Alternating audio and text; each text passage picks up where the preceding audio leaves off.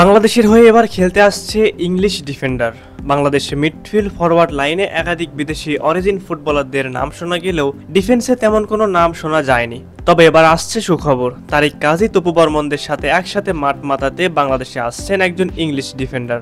এই ফুটবলারের ফিটনেস দেখলে আপনি চমকে যাবেন। সত্যি বলতে একজন ডিফেন্ডারের যেমন ফিটনেস হওয়া দরকার তেমনই ফিটনেস রয়েছে এই ফুটবলারের।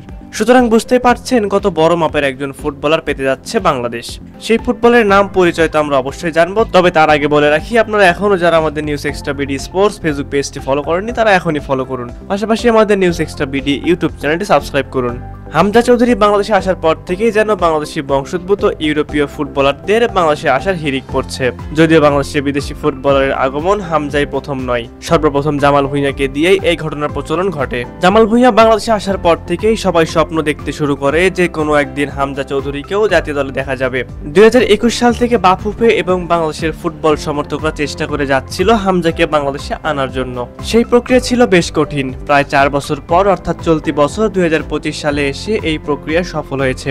বাংলাদেশের হয়ে খেলার অনুমতি পেয়েছেন হামজা চৌধুরী। হামজা বাংলাদেশের হয়ে খেলার পর থেকেই যেন বিদেশি ফুটবলারদের লাইন লেগে গেছে বাফুফের সংক্ষিপ্ত লিস্টে। তাদের মধ্যে একজন ফুটবলার হলেন ইকরামুল কাশফির হক। আগামী জুনে হতে যাওয়ার ট্রায়ালে অংশ নিতে বাংলাদেশে আসছেন বাংলাদেশি বংশোদ্ভূত রাশিয়া ও ইংল্যান্ডের নাগরিক ইকরামুল কাশফির হক। তার বাবা বাংলাদেশি এবং মা হলেন রাশিয়ান এবং তিনি বর্তমানে ইংল্যান্ডের একটি নিম্ন স্তরের লিগে খেলতেছেন।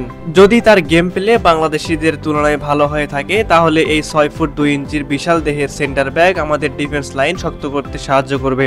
ইকরামুলের উচ্চতা প্রায় 6 ফুট 2 ইঞ্চি। একবার ভেবে দেখুন, এই দীর্ঘ দেহের ফুটবলার যদি বাংলাদেশের ডিফেন্স লাইনে আসে তাহলে কতটা শক্তিশালী হবে বাংলাদেশের ডিফেন্স। ফরওয়ার্ড লাইনের মতো বাংলাদেশের ডিফেন্স লাইনও খুবই দুর্বল, আর সেই জন্যই মূলত ইকরামুল কাশফির হককে নিয়ে এত আলোচনা। বাফুফের উচিত সিন্ডিকেটের ভিতর থেকে বেরিয়ে এসে এসব ফুটবলারদের দিকে বাড়তি নজর দেওয়া। যদি বাফুফে সঠিকভাবে নজর না দেয় তাহলে ইকরামুলের মতো অনেক ফুটবলারই নিমিশে হারিয়ে ফেলবো আমরা তো ফাহমিদুল ইসলাম, ইউসুফ জুলকারনাইন সম্পর্কে সকলেই জানি। যদিও ফাহমিদুলকে পরবর্তীতে সুযোগ দেওয়া হয়েছে, কিন্তু ইউসুফ জুলকারনাইন একেবারে হারিয়ে গিয়েছেন। তাহলে একবার ভাবুন সিন্ডিকেট কত বড় নেতিবাচক ভূমিকা পালন করে এই জায়গায়। সে যাই হোক, আমরা সকলে চাই বাফুফে থেকে সকল সিন্ডিকেট ভেঙে ফেলা হোক, তাহলে আমরা এই সকল ফুটবলারদের খুব সহজে জাতীয় দলে নিয়ে আসতে পারবো। সুপ্রিয় দর্শক, আপনাদের কাছে কি মনে হয় ইকরামুলকে কি ফিউচারে ন্যাশনাল নিয়ে পাওয়া সম্ভব? অবশ্যই সেই বিষয়ে আপনাদের মূল্যবান মতামত আমাদের কমেন্ট বক্সে জানাতে ভুলবেন না।